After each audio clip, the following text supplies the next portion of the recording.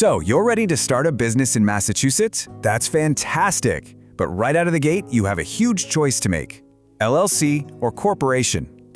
It sounds simple, but trust me, with the state fees, tax rules, and your own future goals, it can get complicated fast. In this explainer, we are going to break down the official state and federal rules to give you a clear, step-by-step roadmap. We'll cover everything from forming the entity to costs and even demystify that S-Corp thing you've probably heard about. Let's dive in. You know, before you even start dreaming up a cool business name or designing a logo, you have to nail down your legal structure. And this is way more than just paperwork. It's the absolute foundation of your entire company. This one decision is going to dictate how you're taxed, what happens to your personal assets if things go south, and how easily you can get investors on board later. It is truly the most critical first step you'll take. Okay, this slide right here, this clears up one of the biggest points of confusion for new entrepreneurs. Your legal entity, the LLC or corporation, that's the actual thing you create with the state of Massachusetts. A tax election, like an S-Corp, is a totally separate step where you tell the IRS how you want that entity to be taxed. Think of it like this. Your legal entity is the car, but a tax election is how you decide to register it. They're two different but very connected concepts. This video contains affiliate links. I have a relationship with the brands in this video and earn a referral fee when you shop through the links in the description below. Before we dive into the exact steps for registering your business in Massachusetts, let's talk about your foundation. You absolutely cannot build a successful brand or protect your personal assets without a properly structured legal entity. Most people launch as a sole proprietor or cut corners on state filings, and that is exactly why they face massive personal liabilities or get their applications rejected. Whether you need an LLC, a C-Corp, or an S-Corp, your business must be a legitimate, separate legal entity. That's where Busy comes in. Busy is the absolute best formation service out there, handling your entire Massachusetts business setup for just $0 plus state fees. They do the heavy lifting for you, filing your certificate of organization, providing your legally required Massachusetts registered agent, securing your EIN, and setting up compliance alerts. This is non-negotiable to stay compliant and protect your wealth. Use my link in the description below to get your Massachusetts business set up right through Busy today and unlock exclusive discounts and perks. Get that handled first. All right, let's kick things off with the LLC, the Limited Liability Company. This is a super popular choice for entrepreneurs in Massachusetts, and for good reason. It kind of gives you the best of both worlds. You get the personal liability protection of a corporation, but with the simpler, more flexible structure of a partnership. It's really the hybrid vehicle of the business world. So, how do you actually form an LLC? Well, it boils down to 5 main steps. You start by picking a name that's not already taken and appointing a resident agent. Then you file the most important document, the Certificate of Organization. Draft up your internal rules and an operating agreement, and finally, you get a federal tax ID. Let's break down what's involved in each of those. Let's get into the nitty-gritty. Massachusetts law is super specific here. Your business name has to include an LLC designator, and it must be unique in the state's entire database. You also absolutely must have a resident agent with a physical street address in the state, and they mean it, no P.O. boxes. And while yeah, the state doesn't technically require an operating agreement, skipping it is like trying to build a house without a blueprint. It's your internal playbook for how the business actually runs. Think of the Certificate of Organization as your LLC's official birth certificate. As you can see from this table, the state wants very specific details: your exact legal name, a real street address for your records, all your resident agent info, and a quick description of what your business does. Getting these details exactly right is absolutely critical if you want your filing to go through without any headaches. Now let's talk about the cost. And wow, the online filing fee for an LLC Certificate of Organization in Massachusetts is a hefty $520. Just to put that into perspective, our sources confirm this is one of the highest LLC formation fees in the entire country. So while Massachusetts is a great place for innovation, that access definitely comes with a premium price tag from day one. Okay, let's shift gears and talk about the other big player, the corporation.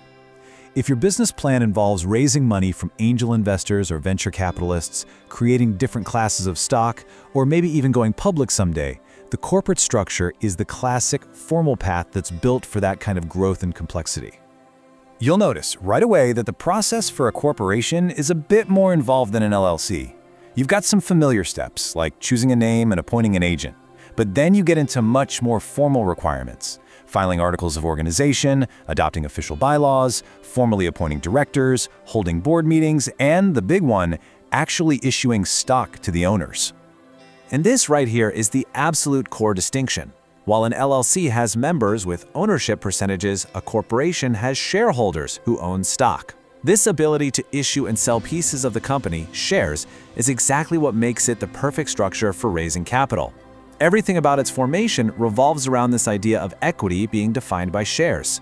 Just look at the Articles of Organization requirements. You can see that focus on shares immediately. You have to declare the total number of shares the corporation is even allowed to issue, and their par value. You also have to name your initial directors and the key officers, the president, treasurer, and secretary. It's just a much more detailed and structured document than what an LLC requires.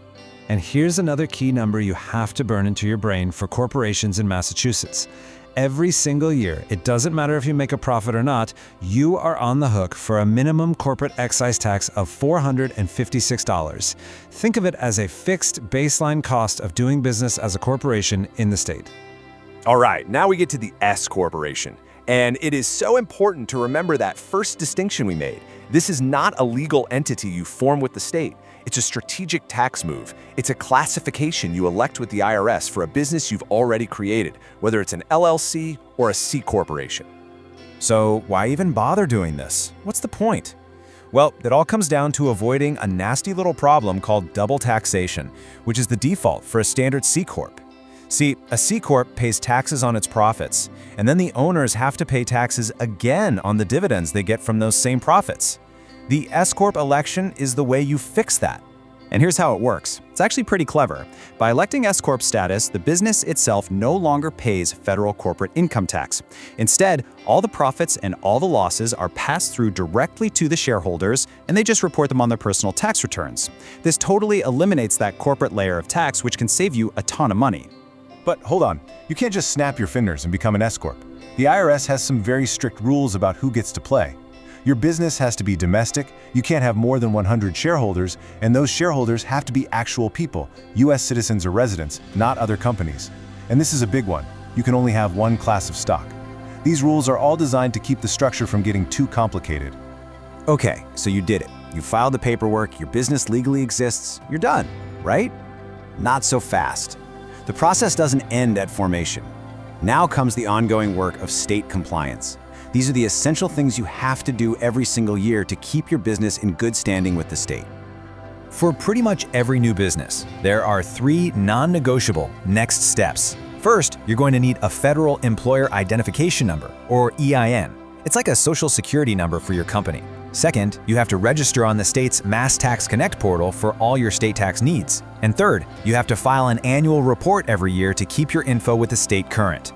And this slide, wow. This highlights a massive difference in the long-term cost. That annual report fee for an LLC is $520, the same as the initial filing fee, and it's due every single year. Now look at the corporation's annual report fee, just $109. This is such a critical factor when you're adding up the total cost of just maintaining your business over the years. Okay, we've covered a ton of ground. We've talked about costs, taxes, flexibility. Let's pull all this information together. Choosing between an LLC, a C-Corp, or an S-Corp election in Massachusetts is really a balancing act between all these different factors and what you want for your company's future. This table really lays it all out, doesn't it? It's the perfect side-by-side comparison. The LLC has that high formation and annual cost, but you get pass-through taxation right away and a lot more flexibility. The C-Corporation has a much lower annual report fee, but you're stuck with that minimum excise tax and the whole double taxation issue.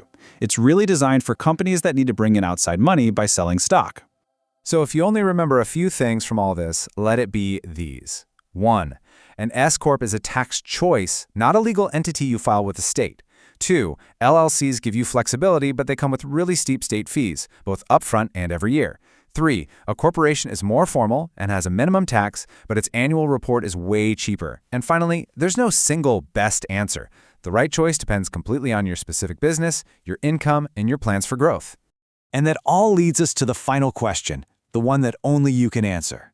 Now that you've got the framework, which of these structures gives you the best balance of protection, cost, and flexibility for your specific vision? Are you building something for operational simplicity, or are you laying the foundation for outside investment and massive growth? The right answer is tied directly to where you want to take your business.